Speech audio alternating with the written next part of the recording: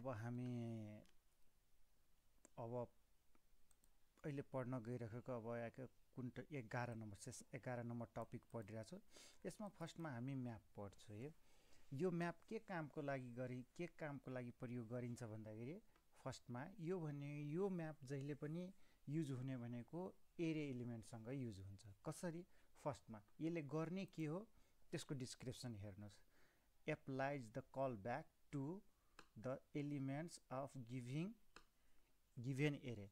यसले के गर्छ भने कल ब्याक टाइपको मेथडबाट यसले एलिमेन्ट्सलाई कल ब्याक गरेर रिटर्न गर्छ। कसरी? एउटा इक्जाम्पल हेरौँ हामी।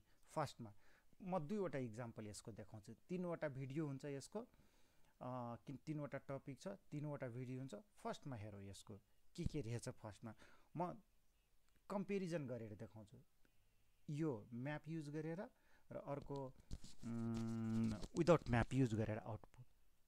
फर्स्टमा हेरौँ है।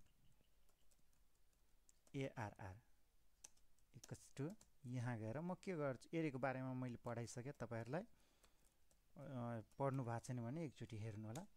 यति छ।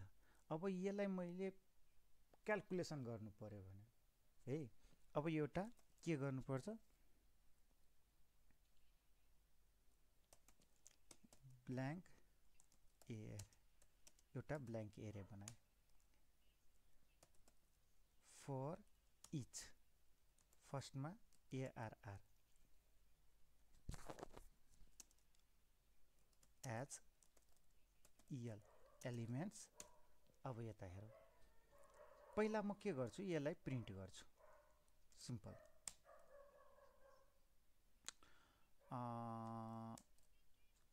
ओके, अहिले हैन, लास्टमा गर्छु। पहिला तल आएर गर्छु। म प्रिन्ट गरेर देखाउँछु यसलाई।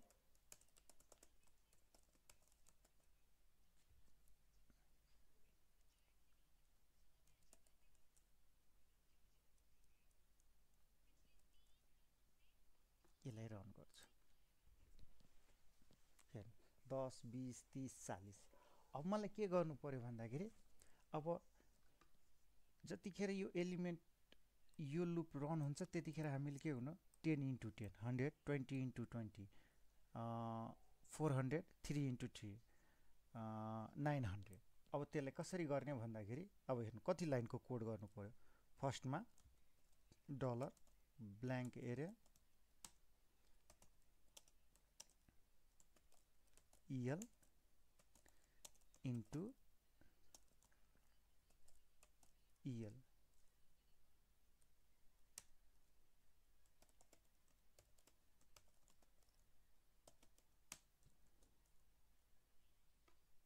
रन गर्नुहोस्। अब यसले गर्ने के भन्दाखेरि, जस्तै मलाई यही आउटपुट, यो आउटपुट निकाल्नलाई हामीले के गर्नु पर्यो, लुप चलाउनु पर्यो। लुप चलाइसकेपछि तपाईको के गर्नु हो, त्यो एउटा ब्ल्याङ्क एरियामा सबैलाई एसाइन गर्दै, अनि लास्टमा त्यसलाई हामीले के गर्यो, प्रिन्ट गर्यो। अब यही कुरा यदि एरे म्यापबाट कसरी गरिन्छ भन्दाखेरि, अब हेरौँ। फर्स्टमा सिम्पल छ, तर यही कुरा एरे म्यापबाट हामी कसरी गर्न सक्छौँ भने, अब हेरौँ। यहाँ गएर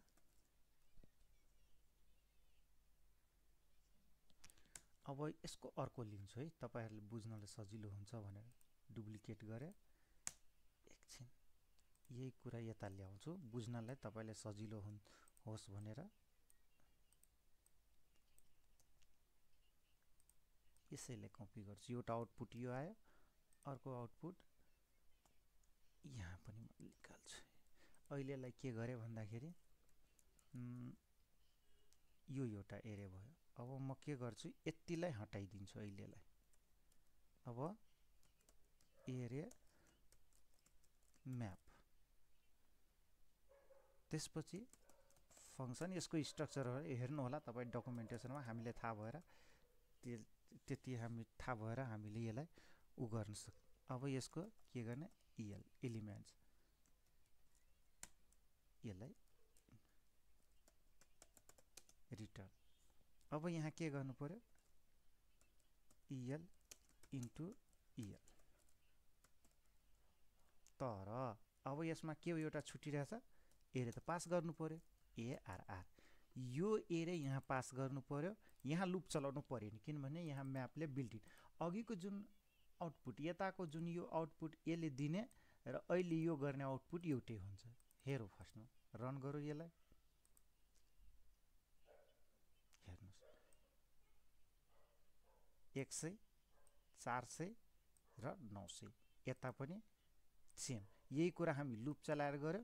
यही यदि तपाईँले मैले अघि पनि भनेको थिएँ, सुरुकै क्लासमा भनेको थिएँ, भिडियोमा गएर हेर्दा हुन्छ कि एरे बहुत इम्पोर्टेन्ट छ। त्यही भएर एरेको बारेमा जति आफूले पढ्न सक्यो त्यति आफूले भोलि पर्सि एप्लिकेसन या कि प्रोग्राम गर्न, लजिक बनाउन सजिलो हुन्छ। जुन पनि ल्याङ्ग्वेजमा, चाहे सी होस्, सी प्लस प्लस होस्, जाभा होस्, पाइथन होस्, जुनसुकै संसारको ल्याङ्ग्वेज चलाउनुहोस्, मेन कुरो तपाईँले के भन्नु, लजिक बुझ्न सक्नु पर्यो। अब हेर्नुहोस् यसमा यही काम हामीले लुपबाट चलायो, अब यही काम हामीले बिल्ट इन फङ्सनबाट गरिदियो, कति इजी तरिकाले गरेको, तर यो थाहा हुनु पर्यो। यो दुईवटामा यही नै फरक छ। अब भनेपछि तपाईँले यसबाट यो तरिकाले पनि आउटपुट, यो पनि गल्ती छैन, थाहा छैन भने यसरी नै गर्ने हो। यदि कसैलाई त्यति थाहा छ र यो एरेको बारेमा नलेज छ, आइडिया छ भने यो एरेबाट पनि तपाईँ के गर्न सक्नुहुन्छ, आउटपुट निकाल्न सकिन्छ है त। अब यो म्यापको बारेमा बुझ्नुभयो, बुझिसकेपछि अब तपाईँको पालो, लाइक गरिदिनुहोस्, सेयर गरिदिनुहोस् र हाम्रो बारेमा कमेन्ट गर्नुहोस् र केही अरू एक्स्ट्रा इन्फर्मेसन चाहियो भने भिडियोको तल डिस्क्रिप्सनमा छ, त्यहाँबाट तपाईँ लिनुहोस् र प्राप्त गर्नुहोस् र त्योसँग केही सम्बन्धित सोध्नु छ भने सोध्नुहोला। धन्यवाद।